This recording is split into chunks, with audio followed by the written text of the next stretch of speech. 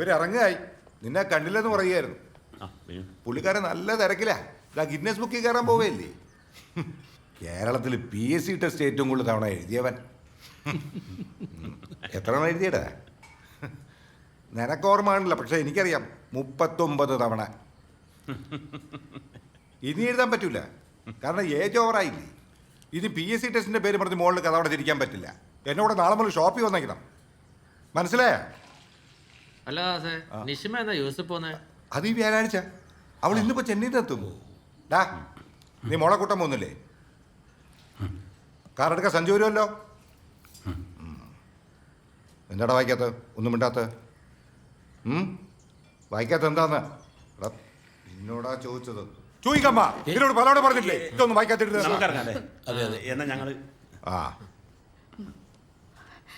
വിലാസിനോട് അന്വേഷണം പറയണേ. ഇതിനൊരു മാറ്റമില്ലല്ലോ. ഞാൻ നിങ്ങളോട് എത്ര വട്ടം പറഞ്ഞതാ ആരുടെ മുമ്പിൽ വെച്ച് ഇൻസൾട്ട് ചെയ്യരുതെന്ന്, പേടിപ്പിച്ച് വളർത്തരുതെന്ന് ഞാൻ ചെറുപ്പത്തിലേ പറയുന്നതാ. അപ്പൊ എന്താ പറയാ, നമ്മുടെ മോൻ എവിടെയും പിന്നിലായി പോവാൻ പാടില്ലെന്ന്. എന്നിട്ടിപ്പോ എന്തായി?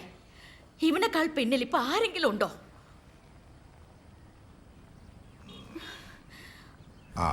സഞ്ജു വന്നല്ലോ. പഠിപ്പും വിദ്യാഭ്യാസം ഇല്ലെങ്കിൽ എന്താ, ഫിനാലി വിറ്റ് 4 കാശുണ്ടാക്കുന്നുണ്ട്. കണ്ട് പടിയടാ. കൂടെ ഡ്രൈവിംഗ് പണി എടുക്കുന്നു ഇവിടെ ഒരുത്തൻ. അമ്മേ, ഞാൻ 2 മിനിറ്റ് ലേറ്റായോ? വരുന്ന വഴി കുറച്ച് പ്രോഡക്ട്സ് ഒക്കെ എടുക്കാനുണ്ടായിരുന്നു. ഡാ വിനു, ഇറങ്ങല്ലേ? ഇനി ലേറ്റാ നിഷ്മയുടെ വായിരിക്കുന്നത് കണ്ടി കേട്ടോ. വണ്ടി ഇവനെ കൊണ്ട് തൊടിക്കല്ലേ? ഇല്ലച്ചാ, ഒന്ന് അനങ്ങി നടക്കടാ.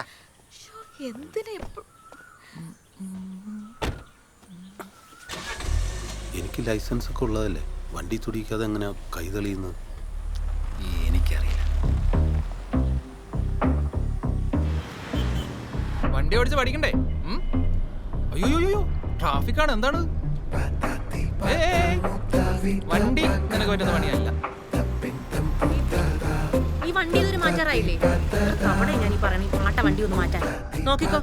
US എത്തിയാണ്ടല്ലോ ഒരു ചില്ലി കാശ് ഞാൻ അയച്ചു തരില്ല. എല്ലാം അവിടെ അടിച്ചു വിളിച്ച് ഞാൻ കളയും. ഞാൻ എന്തിനാ അയക്കണത് കാശ്? ഓ, നിങ്ങൾക്കൂടെ പിശിക്ക് ജീവിക്കാനല്ലേ?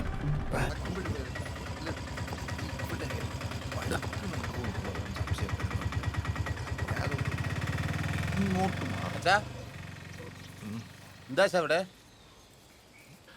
വേറെ ഫുഡ് കഴിക്കാൻ സമയമായില്ലേ? പോവാം. പിന്നെ കാണാം. ശരി ഞങ്ങളെ.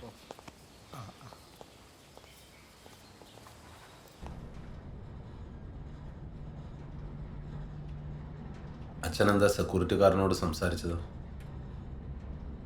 അച്ഛനെന്താ സെക്യൂരിറ്റിക്കാരനോട് സംസാരിച്ചതെന്ന്?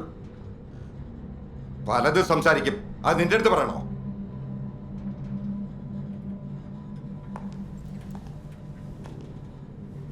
നമ്മുടെ കുടുംബത്തിനകത്തുള്ള എന്തേലും കാര്യം അയാളോട് സംസാരിച്ചെന്നാണ് ചോദിച്ചത്.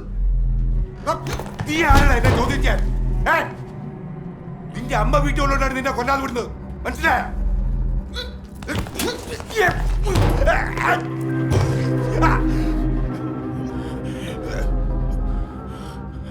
അച്ഛനാണ് ഈ സിറ്റുവേഷൻ ഉണ്ടാക്കിയത്, മനസ്സിലായല്ലോ? എന്നെ കൊണ്ട് ചെയ്യിപ്പിക്കരുതായിരുന്നു.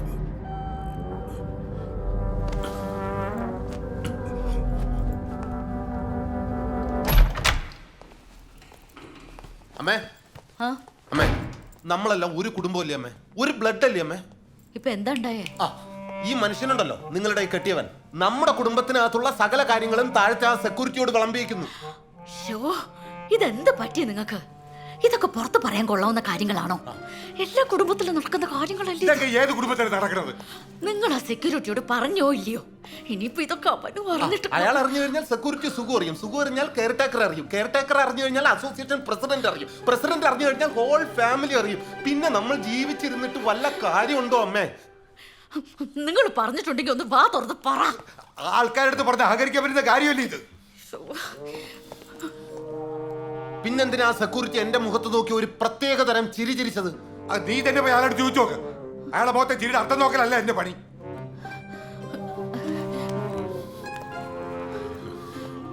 എന്ത് പണിയാ നിങ്ങൾ കാണിച്ചു വെച്ചത്? രാമേട്ടാ, സാറേ, ഭക്ഷണം കഴിച്ചായിരുന്നോ? ഇല്ല, കഴിച്ചില്ല. എന്നാ ഇങ്ങ് വായോ, ഇവിടുന്ന് കഴിക്കാം. ആരും കഴിച്ചിട്ടില്ല. ഓക്കെ, വെറൈറ്റി ഫുഡ് ഉണ്ട്.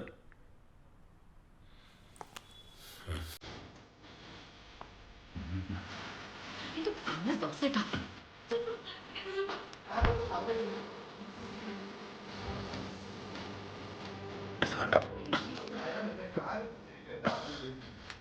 ഇവിടെ മതി, പെട്ടെന്ന് തീരും.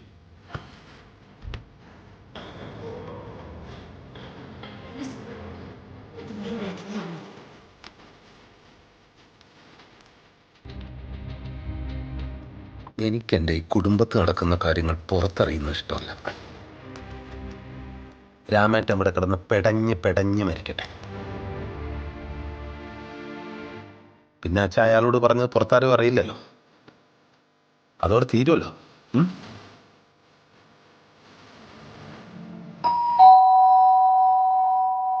അയാളടുത്ത് ഒന്നും പറഞ്ഞിട്ടില്ല. അതെനിക്ക് വിശ്വാസമല്ല. അങ്ങോട്ടിരുന്നേ.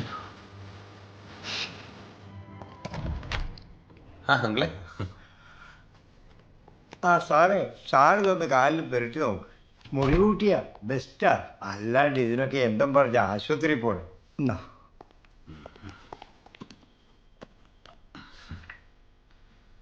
ആ ഫിഷ് മോളിയാ. സാറേ, എനിക്ക് തോന്നുന്നു സാറിന്റെ കാലിൽ കടിച്ച തുറപ്പനാണ്. എലിശല്യം കൂടുതലാണ്. ഈ വേസ്റ്റൊക്കെ കുന്നുകൂടി കിടക്കുകയാണല്ലോ സാർ.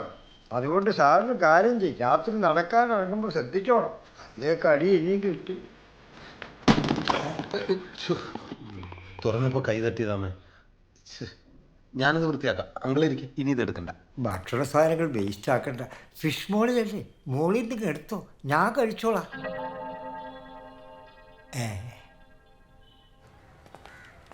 ആഹാ, ഇത്രയും നേരം നോക്കിയിട്ട് ഒരു പോസിറ്റീവ് ന്യൂസ് ഇപ്പോഴാണ് കണ്ടത്. 60 കഴിഞ്ഞ ദമ്പതികൾക്ക് കുഞ്ഞു പിറന്നു. ഇവിടെ ചെറുപ്പക്കാർ വരെ കുട്ടി ഉണ്ടാവാൻ കഷ്ടപ്പെടുമ്പോഴാണ്.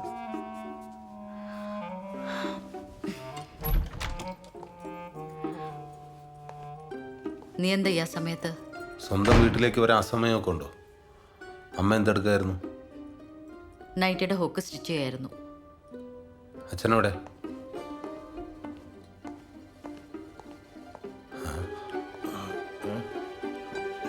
അച്ഛൻ എന്തെടുക്കായിരുന്നു ഇവിടെ? ഞാൻ കിടക്കായിരുന്നു.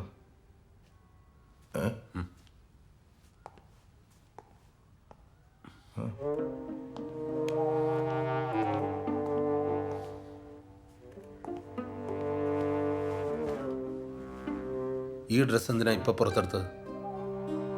അതിനിപ്പം നിനക്കെന്താ?